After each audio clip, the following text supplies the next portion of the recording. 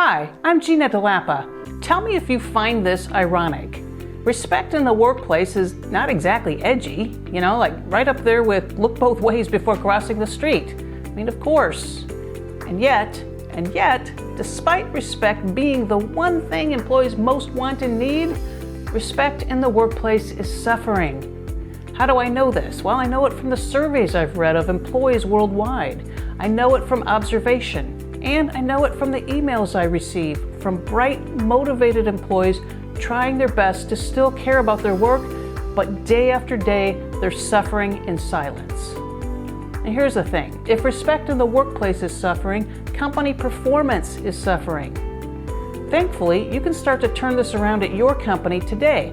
You don't have to attend a seminar, you don't have to go into psychotherapy, and heaven knows you don't need another program. All you need is this one simple rule and everything else will follow. In fact, if you take this rule to heart, I predict you'll see two things happen. Number one, your own transformation as a leader. And number two, the transformation of your team. Both are going to turbocharge your company performance. Today on Thriving Cultures, the one simple rule that all but guarantees respect in the workplace and how to start putting it into practice. Let's say you're a business owner or an executive or simply a manager. You want your team to be happy and productive. You've also got numbers to meet. Besides, you're not exactly Ms. or Mr. Kumbaya. I get that. You're the boss, not the buddy. Here's the one rule for respect in the workplace. Treat your employees like adults. That's it. Don't treat them like children or criminals. Don't treat them like rivals. Treat your team like adults and watch how their productivity takes off, because finally it can. So how do you do this? Here are 3 practical ways to treat your team like adults. Number 1, hire people you trust, then trust them. Trust them for their ethics, trust them for their competence, trust them with the truth. Even when the news is bad, they would rather hear it from you directly. And of course, be someone that your team can trust. Number 2, focus on results. Look, if someone's getting their work done on time, within budget to a high standard, who cares how they get it done or when? Part of treating employees like adults is giving them autonomy and flexibility, as much as you reasonably can. This is also how you attract and keep high performers on your team. So, key number 1, trust. Key number 2, results. And we could go on and on here, but let's wrap up for now with key number 3. Respect.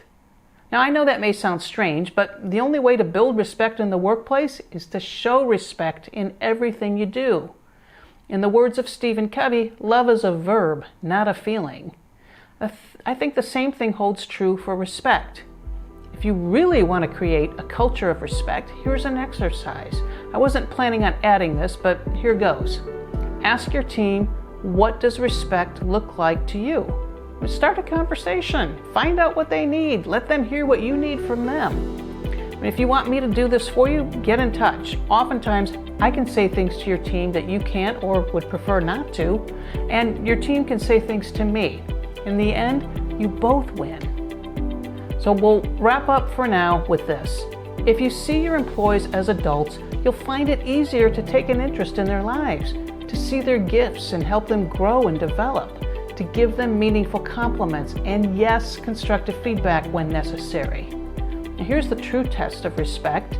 You're willing to hear and benefit from feedback in return.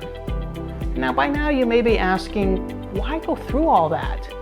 Here's why. When you make respect in the workplace your standard, not just a program or flavor of the month, what comes back to you is a strengthened, priceless self-respect. A team that respects themselves, respects each other, respects you. A team that raises the bar and leaps over it. From all of us here at Thriving Cultures, I'm Gina DeLappa. For more tips on leadership, visit ginadelappa.com.